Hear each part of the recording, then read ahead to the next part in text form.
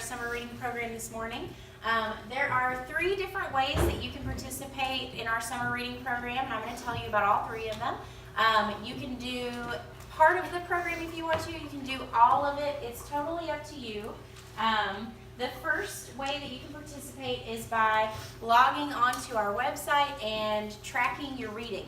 Now, we open this up on May 1st, so you all can actually go home this afternoon and sign up and start tracking your reading before the school year is even over. We track minutes for the older kids, and I'll show you how you can register. You go to our website, which is jcpl.org, and you'll fill out a form.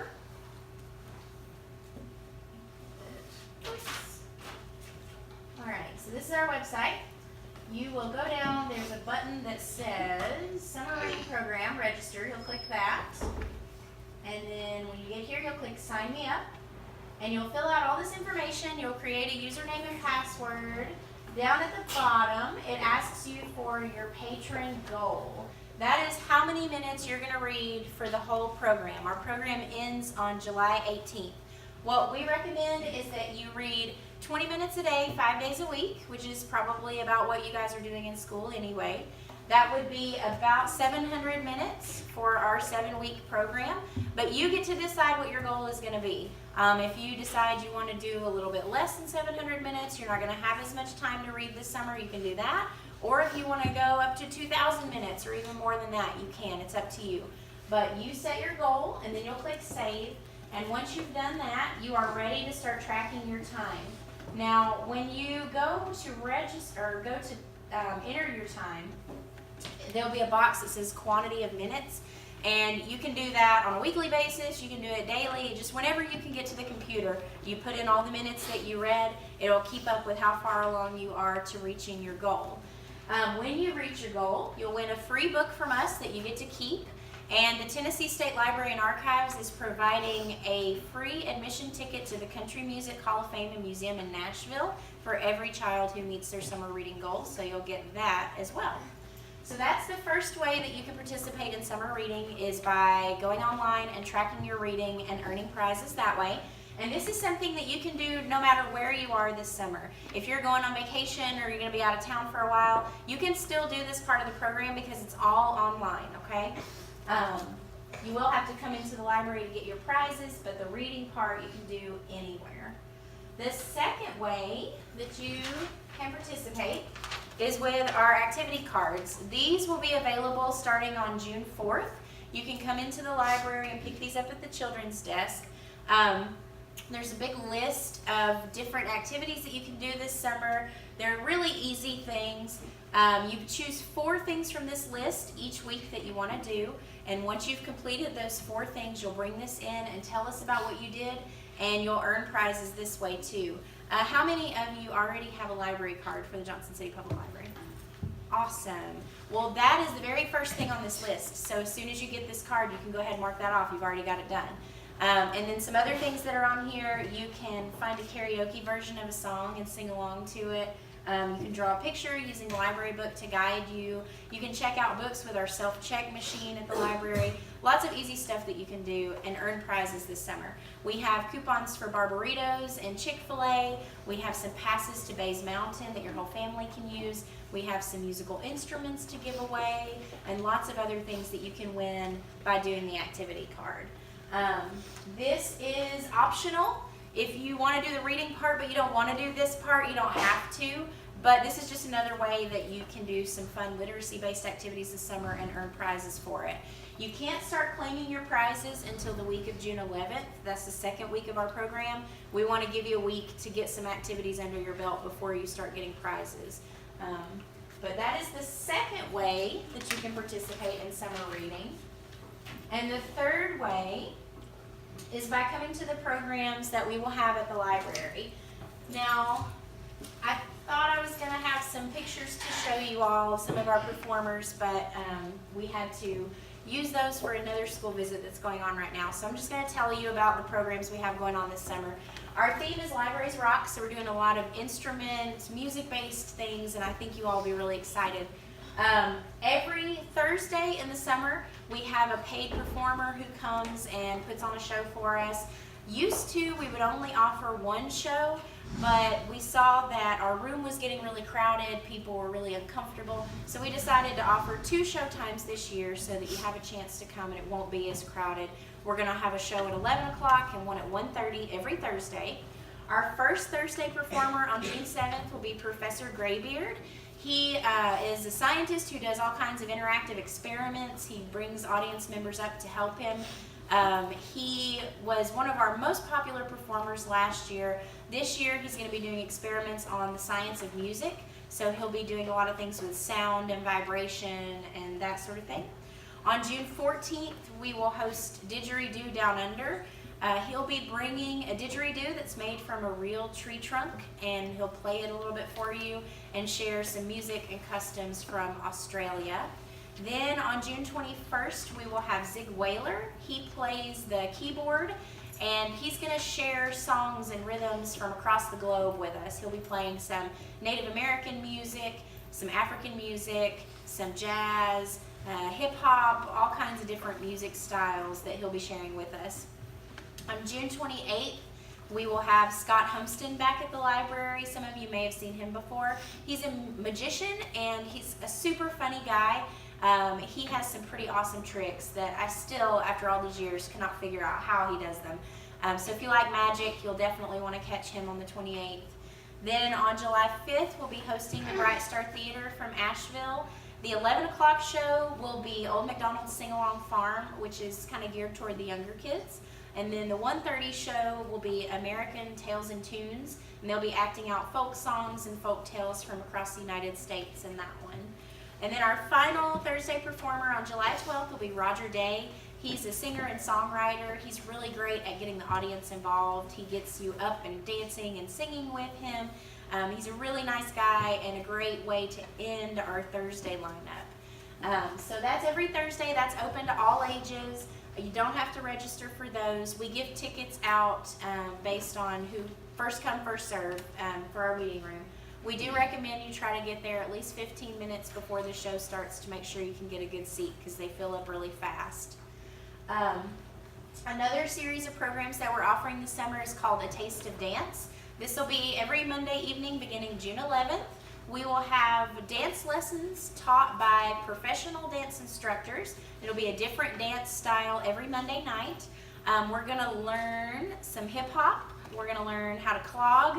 We're going to learn line dancing, African dance, East Coast swing, and bachata, which is a type of Latin American dance.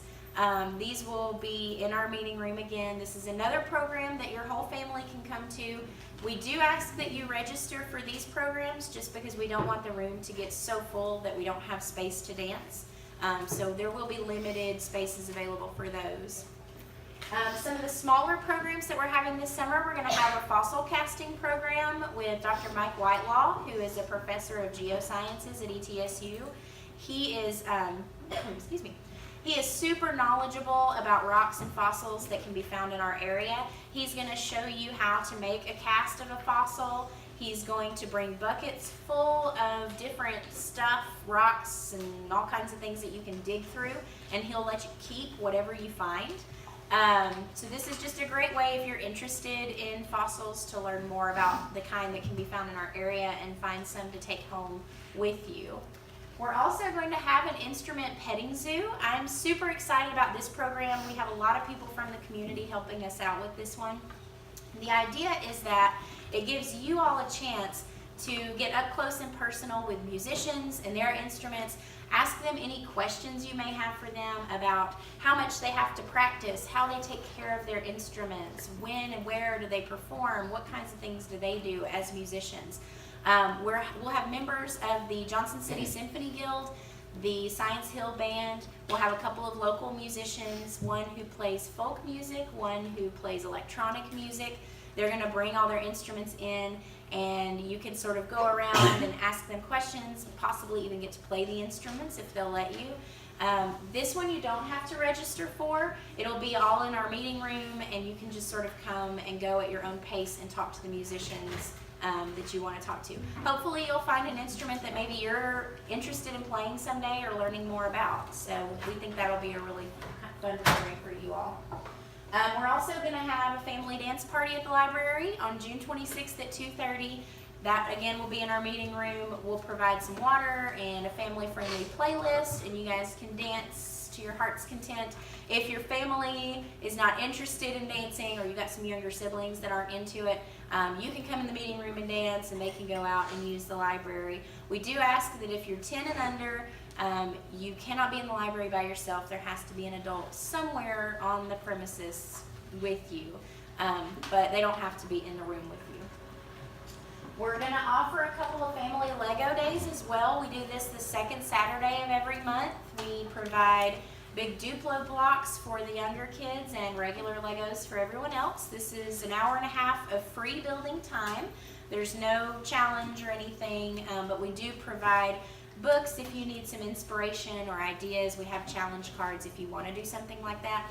But you can build whatever you want, and then we will take your creations and we'll put them on display in the children's area until the next program. This, I think, is the program that most people have been super excited about. We are going to offer some escape rooms this summer. How many of you have been to an escape room before? All right. So most escape rooms cost money, but the ones that we are offering at the library are absolutely free. The only thing is, these are going to fill up really fast, so if you and your family want to do these, I recommend that you give us a call on June 4th. That's when registration will open up, to go ahead and reserve your spot. We're going to have 2 family escape rooms on Saturday, June 23rd, and you'll pick your time. There's one at 1 o'clock or one at 3 o'clock. This one is designed for all ages, so if you have older or younger siblings, or your parents or grandparents or whoever wants to come with you, they can. If you want to do it yourself, your family doesn't want to come with you, you can sign up for this one by yourself too. It doesn't have to be your family. The backstory for the family escape room is that you are all in a band and you're competing in a battle of the bands, and there's a rival band that does not want you to compete because you're such a great band. They know you're going to win, and they think they deserve to win. So they've hidden your instruments, they've locked you in your dressing room, and you have 45 minutes before you're supposed to be on stage, and you have to figure out how to get out in time to compete. You'll be working together with your family, with other families that have signed up for the program, to see if you can figure out the clues and get out in time to go on stage. And then we will have a tween escape room at 11 o'clock on that same day. That's for 10 to 12-year-olds. It's called Space Rocks, and the story behind it is there is a geology professor who has gone mad, and he's decided that he wants to turn humanity to stone. He's created a machine that will do that. He needs one more piece to complete his machine, and you guys have to beat him to it, or otherwise he will destroy the earth. That one has a 35-minute time limit right now. Once we test it, that might change depending on how difficult it is. But again, if you want to come to the escape rooms, please make sure you call us at the very beginning of the summer so that we can reserve your spot for it. They will fill up really fast. We're also going to have a Kindness Rocks program on the first Saturday in July. This is where you come and you paint pictures and messages onto rocks, and then you can take them and hide them in different places in the community for people to find. That's not a registration program. You can just show up to that one, and your whole family can come for that one too. We provide the rocks and the paint and everything on a first come, first served basis. We will have 2 book clubs this summer for 8 to 12-year-olds, for those of you who like to read. The first one in June will be The Way to Stay in Destiny by Augusta Scattergood. If you like baseball and music and history, then this is a great read for you. In July, we'll be reading and discussing Amina's Voice by Hina Khan. That book talks about things like friendship and overcoming fear and staying true to who you are. We do provide a limited number of copies for the book club participants who sign up to read and borrow in advance. And then we meet on the date of the book club to discuss it.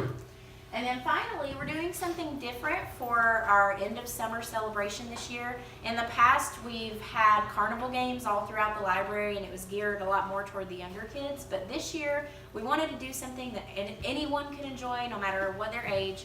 So we're going to have a summer reading block party. The library is going to close early that day. We'll go outside to the front yard. We'll have a live DJ. We'll have food trucks there. Your family can bring a picnic if they want, bring blankets and chairs and spread out on the lawn. We will have lawn games. We'll have a giant twister, cornhole, all kinds of other things spread out that you can enjoy. And we just want to have a nice, relaxing time, enjoying the music and celebrating all the reading that you guys have done this summer. We're really excited about the block party. All that stuff that I just told you is in this brochure, and along with our contact information, the library's phone number and website address is on there, and you guys will get one of these at some point. So just be sure that you get these home to your family, because it has all the important information that you need to know in here, which programs you have to register for, when everything starts, and all that good stuff. So I've told you about 3 ways that you can participate in summer reading. The first was to log your time online and earn a book that way, which you can do no matter what your plans are this summer. The second was the activity card, where you complete the activities each week and earn prizes that way. And the third is all these cool programs that you can come to. Now, if you have